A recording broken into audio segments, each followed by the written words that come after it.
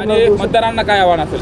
आज थंडी आहे, पण तरीसुद्धा आपण बूथवरती बघितलं तर लोक येतात आहेत आणि मला वाटतं लोकांचा प्रतिसाद एकदम चांगला आहे. काय विजयाचा विश्वास आहे का? गेल्या 8 दिवसात तुम्ही चांगली मेहनत केलेली आहे आणि मतदार राजांना आव्हान देखील केलं आहे, आता मतपेटीमधून ते बाहेर येईल.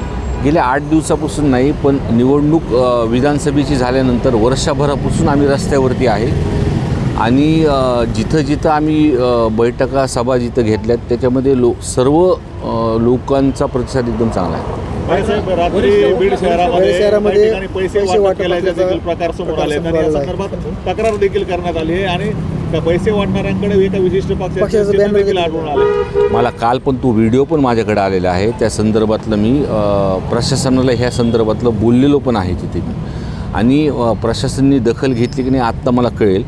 पण जो प्रकार आणि जो व्हिडिओमध्ये जे लक्षात येते की एक पक्षाचं त्याच्यामध्ये पॉम्पलेट तिथं सापडलेलं आहे आणि कशा पद्धतीने एखादा हताश झाल्यानंतर लोक निवडणूक घसरल्या हातातून गेल्यानंतर हा प्रकार दिसून येतो. कमान हे तुम्ही एकट्याने सांभाळलेली आहे. दुसऱ्या पक्षाचं जर बघितलं, मुख्यमंत्री उपमुख्यमंत्री बीडच्या मैदानात आले होते, आरोप प्रत्यारोप झाले, मात्र तुमच्या पक्षाचा कुठलाही वरिष्ठ पदावर नेता आला नाही, एकट्याने प्रचाराचं कमान सांभाळले. नाही, मी एकटा नव्हतो, माझ्यासोबत लोक होते. सलीमभाई माझ्यासोबत होते, आमच्या पक्षाचे अध्यक्ष माझ्यासोबत होते. आणि लोकसोबत असल्यावर काय आहे, जर मला असं वाटतं त्यांचे लोक त्यांच्या अडचणीत आहेत म्हणून त्यांचे वरिष्ठ लोकांना त्यांनी वारंवार तिथं बोलवलं. जे काही बोगस मतदान आहे, माझं पूर्णपणे बोगस मतदानावरती लक्ष आहे.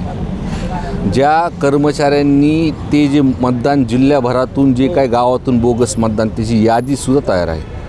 म्हणून माझी जे बोगस मतदार आहेत त्यांना विनंती आहे की तुम्ही काळजी घ्या बीड शहरामध्ये येताना.